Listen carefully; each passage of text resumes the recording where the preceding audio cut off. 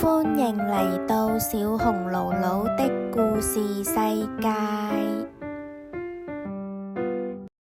Hello， 小朋友，我係小紅姥姥啊。今日我會同大家講一個故事，故事名係為什麼不能任性？為什麼不能任性？作者華亞亞，聲演小紅姥姥。柳柳係一個任性嘅女孩子，佢成日都唔聽人哋意見㗎，自己想做咩就要做咩，只要啲事情唔順佢意，佢就會發嬲同埋喊。呢一日，媽媽帶柳柳去遊樂場玩咗成日，返到屋企已經好夜啦。媽媽同柳柳講：你去沖涼先啦，要早啲瞓覺休息啊。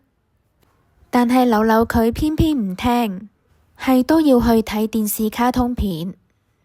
冇諗到玩咗一日嘅柳柳竟然攰到喺電視機前面瞓着咗。媽媽細細力咁拍醒柳柳，同佢講：柳柳啊，快啲沖涼瞓覺咯，聽日仲要返學啊！柳柳睜大眼睛，好大聲咁講：我唔要，我唔攰啊，我仲未想瞓。果然係第二朝早，柳柳瞓過頭，返學遲咗到啦。放學之後，柳柳同朋友約埋一齊去公園踩單車，成身大汗咁返到屋企，就即刻去雪櫃度攞雪糕出嚟食。媽媽提醒柳柳：柳柳啊，雪糕唔可以食太多㗎，如果唔係肚仔會痛㗎。而任性嘅柳柳根本就唔會理媽媽嘅提醒，仲一口氣食咗4個雪糕咁多。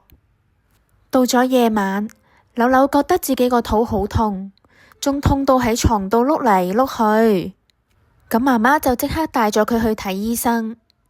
睇咗醫生之後，醫生同柳柳講：柳柳，你係因為一下子食太多凍嘢啦，引起急性腸胃炎啊！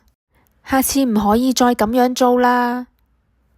返到屋企，柳柳瞓喺床度休息，媽媽細細力咁幫柳柳搓肚，一面同佢講：媽媽希望你能夠改咗你任性嘅壞習慣，多啲聽下其他人嘅意見。柳柳就點點頭咁講：我知道啦，我會努力改進㗎啦。喺呢日嘅晚上，媽媽叫柳柳去刷牙準備瞓覺。柳柳顧住玩，望都唔望下媽媽。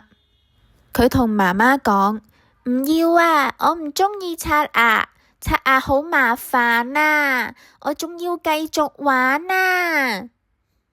咁媽媽就講啦：但係如果你唔乖乖刷牙嘅話呢，會蛀晒啲牙㗎喎。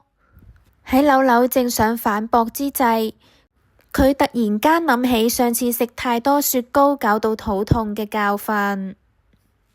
柳柳心諗，雖然刷牙有啲麻煩，但係呢，如果蛀咗牙就會牙痛，咁一定會仲加辛苦啊！我記得上次小胖因為蛀牙，塊面都腫埋添啊！柳柳問媽媽：媽媽，我嘅城堡就快砌好啦，可唔可以玩多3分鐘之後我再去刷牙啊？媽媽就講：梗係可以啦。就係咁，柳柳開始識得靜下心聽人哋嘅意見，仲學識唔任性添啊！佢真係叻啊！小朋友，故事講到呢度，希望你哋鍾意呢個故事啦，拜拜。如果你鍾意我嘅故事，不妨點一個讚或者按訂閱啦，多謝晒。